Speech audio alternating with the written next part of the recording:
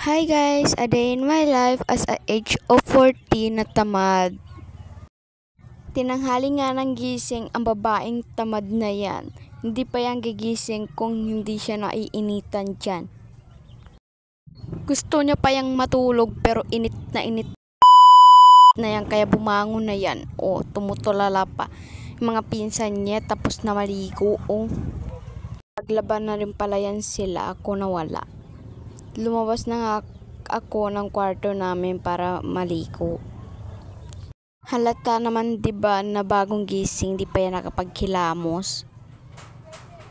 Pumasok na pala ako sa banyo para maligo.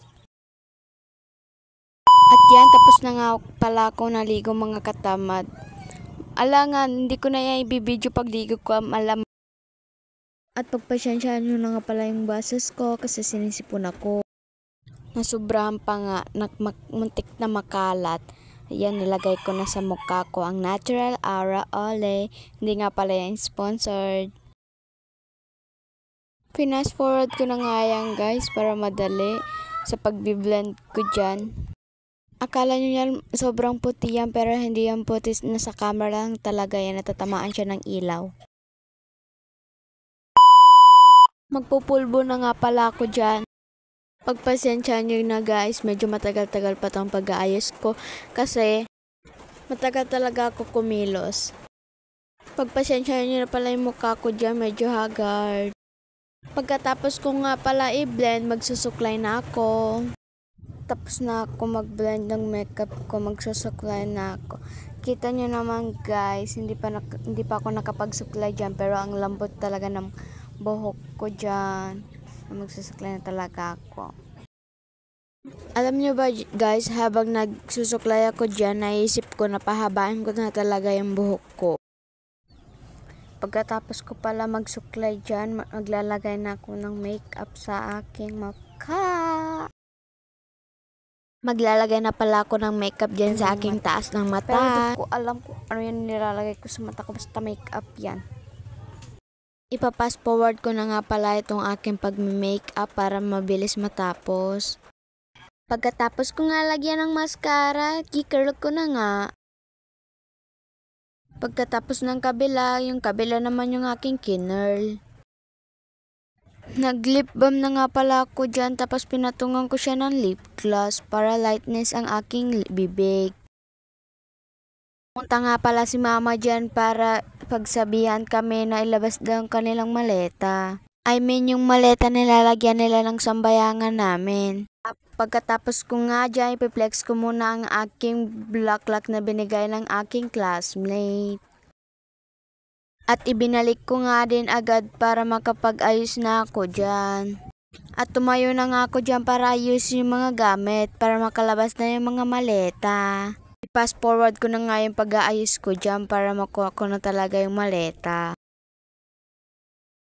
Inilabas ko muna ang damitan ng ate ko para makuha ko yung maleta. At kung nagtataka kayo kung ano yung itim na nasa box, yan yung lalagyan ng damit nila mama. At hindi biro ang bigat niyan. Hulog pa nga akong mga short ng ate ko dyan kaya kinuha ko muna. Pagkatapos ko pulutin ang nahulog ko na damit, nuhat ko na nga pala para mailabas ko para iwas space. Pagkatapos ko yan ilabas, ang babalikan ko naman yung maleta. At yan nga, kukunin ko na nga yung maleta. May nagita pa akong basura. Ay tinapon ko na muna sa basurahan. At kukunin ko na pala yung pinapakuha ng mama ko na maleta. At nahihirapan pa nga ako dyan guys. Pero sa bandang huli nagpakuha naman siya sa akin. At yan, binuhat ko na nga pala para mailabas ko na rin. At yan, maglalayas na nga pala ako. Joke lang. Pagkatapos ko ilabas yan, maghugas naman ako ng pinggan. Bago maghugas ng pinggan, mag-mirror muna tayo. Ang ganda ko naman, oh. Joke lang. Pagkatapos ko mag-mirror dyan, naghugas na ako, syempre, diba? And fast forward para madali yan matapos sinuhugasan ko na yan. At pagpasensya na pala yung trapo na nandyan. Hindi ko na alis agad. Pero okay lang yan. At yan, malapit na pala ako matapos sa aking hinuhugasan. Palipat-lipat ng angulo ang aking camera, oh. Pagkatapos ko sabunan ng plato, yung baso naman yung sinabunan ko. Pagpasensya nyo yung mukha ko dyan, nakasimangot, no? Panoorin nyo muna yung paghuhugas ko dyan.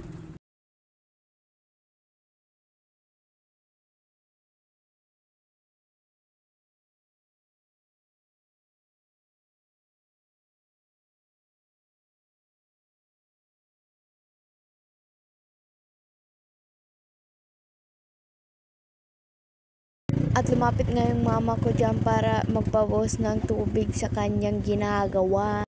Ayan na siya, dumating na siya. At kung nagtataka kayo kung ano yung binubuhusan ko sa yun na sa planggana ay isaw po yan. Magpang barbecue namin mamaya. Siyempre, hinugasan niya ng maayos para mawalang yung langsa niya. At dinidrain nga ng mama ko dyan masyado para walang tubig ang kanyang imamarine. So balik tayo sa hinugasan ko, nagbabanlaw na nga pala ako dyan. Pero ba't lumabo ang camera ko? Lumabo yata sa kagandahan ko. Charot! Ayan, nagbabanlaw na ako ng mga baso. Malapit na ako matapos. Konting-konting kembot na lang, guys. Nasa plato na nga pala ako at kutsara. Yan na lang yung aking hugasan. Pagkatapos ko pala magbanlaw dyan, ayusin ko ulit yung sa kwarto namin, sa lalagyan ng mga makeup namin para hindi masyado magulo kapag may bisita na darating kasi nakakahiya naman, 'di ba? Kasi dalaga kami, 'di ba? Kailangan malinis ang kwarto. So last na lang yung hinuhugasan ko na yan.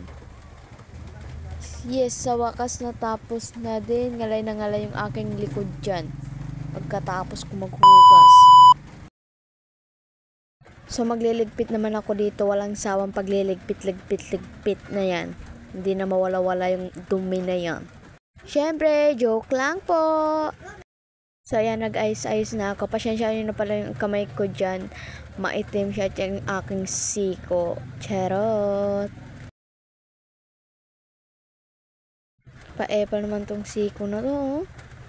Charot. So, ayan, makikita yung mukha ko dyan, seryosong nag-aayos. Para matapos na tong pagliligpit na to, ipapass forward ko na to. Pagkatapos ko mag-ayos dyan, doon naman ako sa labas sa kanila mama. Ayan na. Magliligpit na tayo ulit dyan sa tabi ng mirror. By the way, damitan pala namin ng ate ko yan. Yung sa may mirror sa ate ko. At yan naman sa walang mirror sa akin po yan. So, yan, nag-aayos na ako. Ngayon lang yan naging masipag na babae na yan kasi tamad nga, 'di ba? Hindi ko alam kung anong nakain ko diyan, but ang sipag ko. By the way, bye guys. Thank you for watching.